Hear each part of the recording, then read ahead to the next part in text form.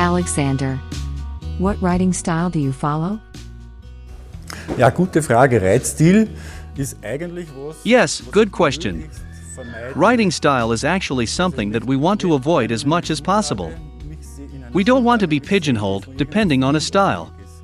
Unless one interprets style in the form of what serves our health, what serves our, as well as our horse's well-being.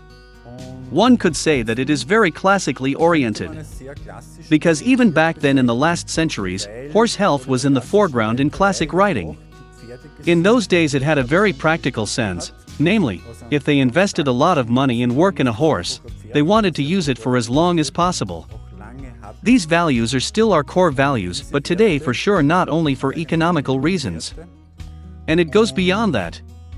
Classical lessons were passed on through books and horse people, and are still recognizable to us today. But that can still be expanded.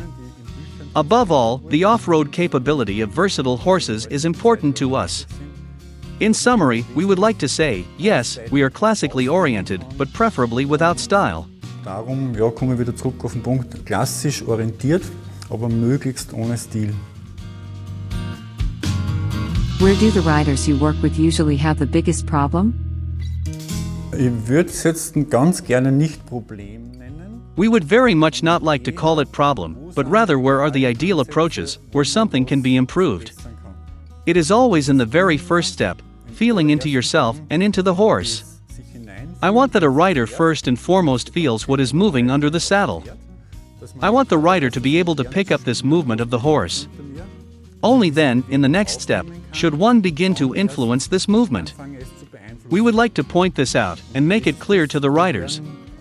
Fortunately, this approach is widely accepted. Darauf hinweisen möchte und es wird sehr, sehr gerne angenommen.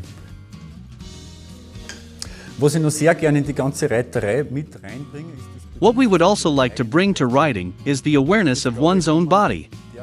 It's about keeping yourself physically fit and training your own agility. This doesn't have to be excessive gymnastics or excessive exercise. It is more about developing your own body awareness, as well as improving your own mobility. In our opinion, this should be added to the whole training in order to be able to ride really well and comfortably. Reiterei mindestens in meinen Augen zur Seite stellen sollte, wirklich gut und angenehm reiten zu können. How do you see the future of riding?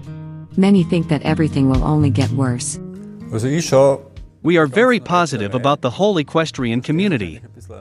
With that opinion, we are probably some of the few. The reason is that there are more and more people who question intensely what can be seen on the surface. They really want to get to the bottom of things, even or especially when it comes to their horse. This proportion of people is getting bigger and bigger.